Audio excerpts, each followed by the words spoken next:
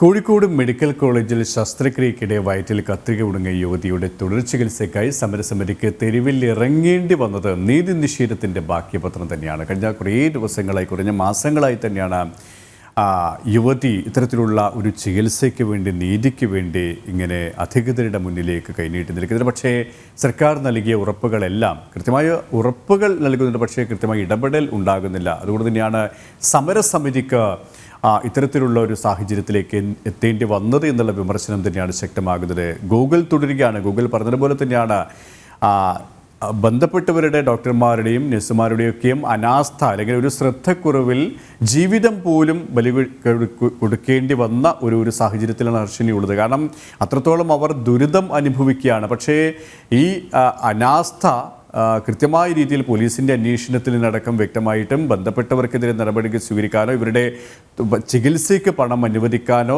സർക്കാർ തയ്യാറാകുന്നില്ല. അതുകൊണ്ട് തന്നെ സമരസമിതി തെരുവിൽ ഇറങ്ങേണ്ട ഒരു അവസ്ഥയിലേക്ക് വന്നിരിക്കുകയാണല്ലേ?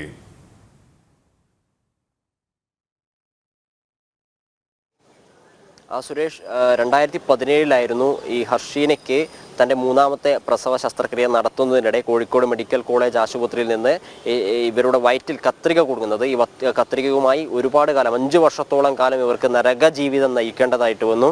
തുടർന്ന് വിവിധ ഇടങ്ങളിൽ നടത്തിയ പരിശോധനയിടയിലാണ് ഇവരുടെ വയറ്റിൽ കത്രിക ഉണ്ടെന്നും ഒരു ഉപകരണം ഉണ്ടെന്നും അത് കത്രികയാണ് എന്നും അത് പ്രസവ ശസ്ത്രക്രിയ കുടുങ്ങിയതാണ് എന്നുള്ള കണ്ടെത്തലിലേക്ക് നയിക്കുന്നത്. പിന്നീട് ഒരു ശസ്ത്രക്രിയ നടത്തി ആ കത്രിക മാറ്റിയെങ്കിലും ആ കത്രിക ഉണ്ടായിരുന്ന സ്ഥലത്ത് കൊഴുപ്പ് രൂപപ്പെടുകയും അത് പഴുപ്പായി മാറുകയും തീവ്രമായ വേദനയിലേക്ക് പോവുകയുമായിരുന്നു. ഇതിനോടകം തന്നെ സർക്കാർ നിരവധി ധനസഹായങ്ങളൊക്കെ പ്രഖ്യാപിച്ചിരുന്നെങ്കിലും 1 രൂപ പോലും ഹർഷീനയ്ക്ക് കിട്ടാത്തൊരു സാഹചര്യം ഉണ്ടായിരുന്നു.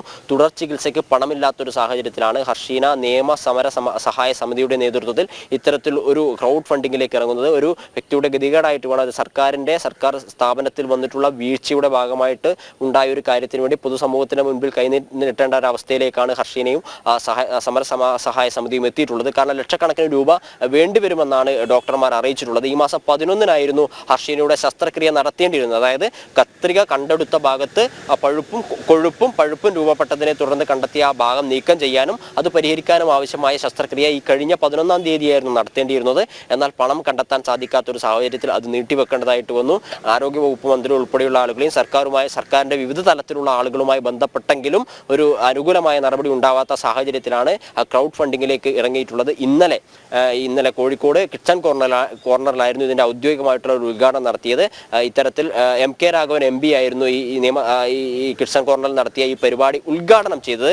സർക്കാരിനെതിരെ രൂക്ഷ വിമർശനമായിരുന്നു അദ്ദേഹം ഉയർത്തിയിട്ടുണ്ടായിരുന്നത്. കാരണം 2017 നടത്തിയ പ്രസവ ശസ്ത്രക്രിയയുടെ ഭാഗമായിട്ടായിരുന്നു ഇത്തരത്തിലൊരു ദാരുണമായ സംഭവം നടന്നത്. തുടർന്ന് 7 വർഷമാവുന്നു, 8 വർഷത്തിലേക്ക് കടക്കുകയാണ്. എന്നിട്ട് പോലും ഇതുമായി ബന്ധപ്പെട്ടുള്ള പ്രശ്നങ്ങൾ പരിഹരിക്കാൻ സർക്കാരിന് സാധിച്ചിട്ടില്ല എന്നുള്ളത് സർക്കാരിൻ്റെ ഭാഗത്തു നിന്നുണ്ടായിട്ടുള്ള വീഴ്ചയാണ്. കുറ്റക്കാർക്കെതിരെ നടപടിയെടുക്കണം, ഈ ആവശ്യമായ നഷ്ടപരിഹാരം നേടേണ്ടിയിരിക്കുന്നു. ഈ കാര്യങ്ങളൊക്കെ പാതി വഴിയിൽ നിലച്ച രീതിയിലാണ്. മാത്രമല്ല തുടർ ചികിത്സയ്ക്ക് പണം കണ്ടെത്താൻ സാധിക്കാത്ത ഒരു അവസ്ഥയിലും ഈ യുവതി എത്തിയിരിക്കുന്നു. വലിയ വേദന നിന്നിട്ടാണ് ഇവർ ജീവിക്കുന്നതെന്നാണ് അവർ തന്നെ പങ്കുവയ്ക്കുന്നത്. ഇതിനോടകം തന്നെ നിരവധി തവണ ജനം TVക്ക് ഉൾപ്പെടെ അവർ അഭിമുഖം നൽകിയിട്ടുണ്ട്. താൻ അനുഭവിക്കുന്ന നരകയാതന, ജീവിതത്തിൽ അനുഭവിക്കുന്ന വേദനയെക്കുറിച്ച് അവർ തന്നെ നമ്മളോട് തന്നെ ഒരുപാട് തവണ മനസ്സ് പങ്കുവച്ചിട്ടുണ്ട്. ഇതൊക്കെ കണ്ടിട്ടും ഇവർക്ക് അനുകൂലമായ ഒരു നടപടി സ്വീകരിക്കാൻ സർക്കാർ സംവിധാനത്തിന് സാധിക്കുന്നില്ല എന്നൊരു ഗതികേടിലേക്കാണ്, അവസ്ഥയിലേക്കാണ് സർക്കാർ എത്തിയിരിക്കുന്നത്. എന്തായാലും സർക്കാർ സഹായിക്കുന്നില്ലെന്ന് കരുതി മാറി നിൽക്കാൻ സാധിക്കില്ല എന്നും ഈ ചികിത്സ മുന്നോട്ടേക്ക് അവസാനിപ്പിക്കാൻ സാധിക്കില്ല എന്നും ഹർഷീനയ്ക്ക് വേണ്ടി പ്രവർത്തിക്കുന്ന സമരസഹായ സമിതി പറയുന്നു.